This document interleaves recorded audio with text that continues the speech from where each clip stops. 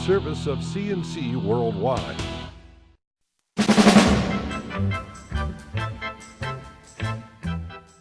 The Daily is a service of CNC News and Jib Jab greetings. I'm Bud Lowell. Full AccuWeather forecast is right across the top of all CNC local news pages. It's the final day of filming for Rochester's brush with Hollywood blockbusters, The Amazing Spider-Man 2. The street closings are Main Street from South Avenue to Scioto Street, East Avenue from Main to Scioto, Gibbs Street, and Swan Street, and that covers the area around the Eastman Theater. As during the past week, no vehicles on those streets, and pedestrians may cross only when police or the film unit people say it's safe. And tonight, Hollywood is packed up and out of here until next time. The University of Rochester has been named a Center for AIDS Research by the National Institutes of Health. That means $7.5 million of new funding for research into HIV/AIDS at the university, and it makes it one of 18 centers in the United States to hold that distinction.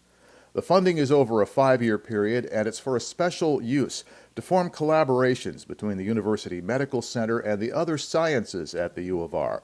The goal is to spark new discoveries about human immunodeficiency virus, also to support the career development of the next generation of HIV/AIDS researchers. They'll take new discoveries that are being made and turn them into new treatments or practices. The Monroe County Legislature will look into the management of Monroe Community Hospital in the wake of a state report critical of the hospital's executive director. The report cited Executive Director Todd Spring for taking away an amputee's wheelchair after a dispute about the man's smoking.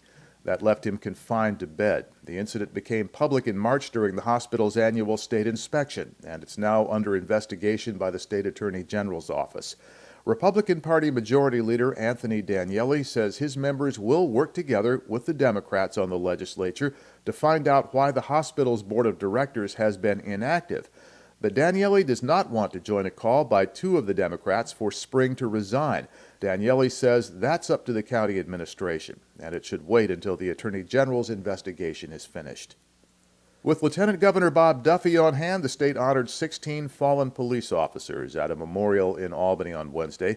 4 of them died in the line of duty, among them Lieutenant Mike Ciparini of the Webster Police Department, one of the 2 West Webster volunteer firefighters shot and killed as they responded to a fire call on Christmas Eve. This was the state's 22nd annual Police Officers Memorial Remembrance Ceremony. The memorial is a polished black granite wall at the Empire State Plaza. It now holds the names of more than 1,300 officers. Those names are placed randomly, signifying that every officer's sacrifice is the same. Also in Albany, Governor Andrew Cuomo rolled out a retooled tourism promotion campaign. He says will put an additional $2 million into promoting upstate tourist attractions to people in the New York City area. The governor held a statewide tourism summit. He announced New York's largest tourism campaign in decades. He is committing close to $60 million into the I Love New York campaign to attract more visitors to the Empire State. And that is 3 times what the state paid out last year. Hundreds of tourism officials from across New York's regions gathered to brainstorm ways of expanding New York's tourism economy. Tourism is the 5th largest employer in New York, and it employs at least 714,000 people. 1 out of every 12 jobs in New York State is related to tourism. It generates more than $29 billion a year in statewide payroll. Monroe County Executive Maggie Brooks says she's learned the Rochester Airport Control Tower will remain open 24 hours a day for 2013. Brooks says she got that word after meeting Tuesday with Senator Charles Schumer and other members of Congress. Her concern was that in trying to avoid the furloughs of air traffic controllers under the federal budget sequestration, the FAA was threatening to leave the Greater Rochester International Airport Control Tower non-staffed overnight. Brooks says she has been notified by the FAA that it will maintain 24/7 staffing for the coming federal fiscal year. Brooks says that's a victory for the community. A Chili man has a court date Monday. State police arrested him for making terrorist threats on Facebook.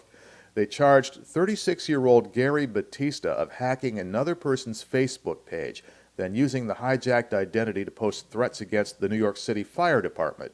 Troopers say Batista gave a statement in which he says he did it because he was angry at a specific New York firefighter who had allegedly abused a friend of his. Investigators take such threats seriously. They tracked Batista down and charged him with making a terroristic threat, criminal impersonation, and computer trespass. He was arraigned in Chi Town Court and is being held in the Monroe County Jail on $10,000 bail.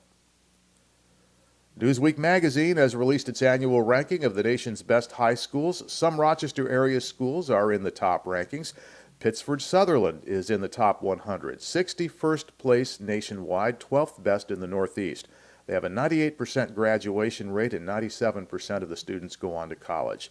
A few places behind is Pittsford Mendon, 89th best in the nation, 20th place in the Northeast, 97% of students bound for college.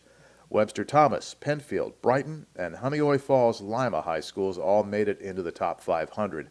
Newsweek figures these rankings from graduation rates, college acceptance rates, and the average ACT and SATs.